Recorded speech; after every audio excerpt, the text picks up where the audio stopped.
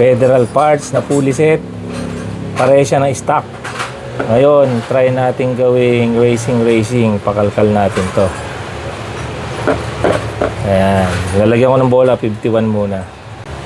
Na-testing ko na yan eh. Ito yung marke. Oh. Pero ito, lalagyan ko ngayon ng guhit. Tingnan natin kung saan sasampa yung belt. Yung belt natin, federal din. Ito. Ayan. Ha? Pang-stock lang to pero try natin gawing racing. Salang ko dito sa M3 ko, tapos tirahin natin sa dyno. Kuha tayong baseline.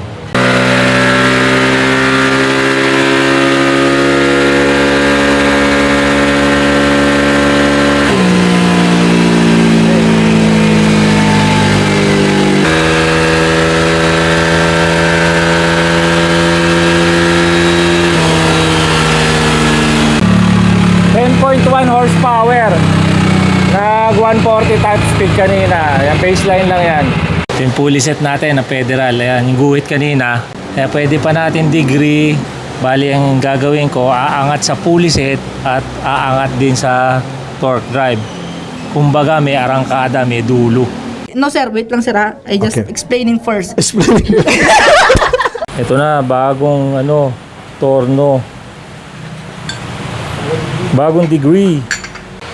Tinorno. Basta tinorno yan. May degree yan. Ayan o. Angat na. Lagyan pa rin natin ng washer. Iyan. Iyan.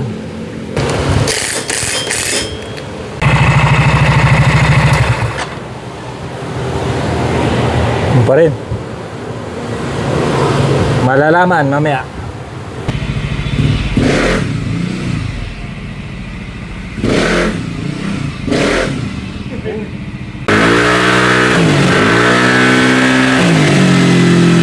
Walang change oil.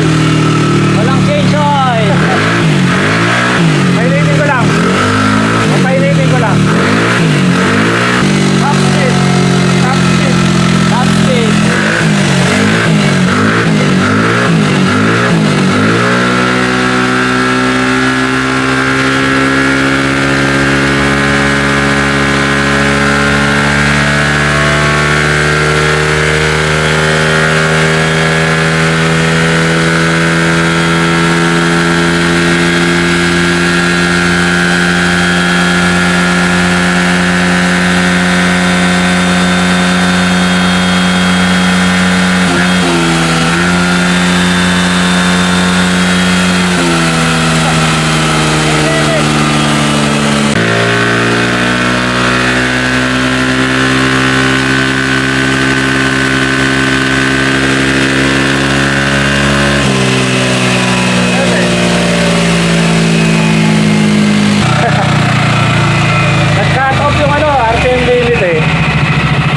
Tumaas yung RPM niya. Ito, 11.3 ngayon. Kanina, ito 10.1. Yung kanina, unang-una, umaga. Ngayon, dami namin nagawa eh. Ayan, patong-patong na. So, ngayon, naging 11.3. Tumaas yung horsepower. Ngayon, check ko na lang kung sumagat na yung belt. May guhit yan eh. Ayan, di pa masyado. Ayan, may guhit pa eh. Palapat pa. Atat kasi. Sumagad sa RPM limit eh. Takbo pa natin. Isa pa. Ayan. Di pa masyadong lapat. Pero dapat kasi bumaba pa to ron eh. Kung lalagyan natin ng washer, bababa pa ron. Kaya lang, mababawasan tayo ng rekta. Ayun, tuning talaga. Tuning. Lang pa. Nakadalawang run lang kami. Ang gulo, wag sanang bumigay. This time.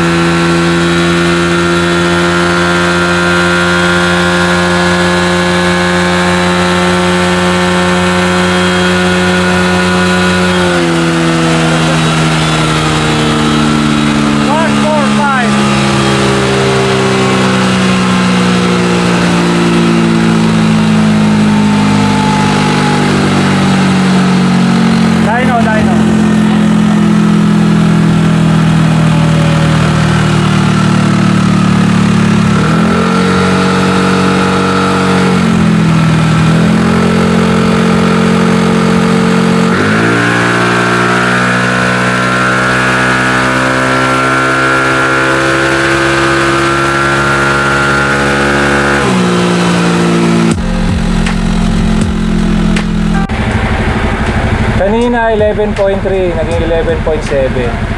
Nagsimula kami sa 10.1. Torque 12.1, naging 12.5. 11.5 torque, naging 12.1, naging 12.5. Ayan lang. Top speed ng 145. So ayan ang aming experiment dito sa repace na drive pace at saka pulley set. Ngayon naman bubuksan uli natin. Nangangamoy panis na yung gasolina. Mahigit 2 taon na to. Panis na. Mauubos na nga ata eh.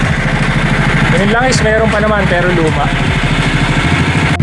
Yung gulong talagang bibigay na oh.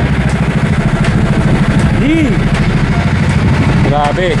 Buti hindi sumabog. Buksan lang to ha. Palamigin lang at bubuksan. Ayun. Sumagad-sagad na rin. Tsaka nabura na yung linya. Meron pang konti. So walang washer, mas dudulo. 145. Pumula na nga yung yung gauge. Yan. So ang washer pang arangkada.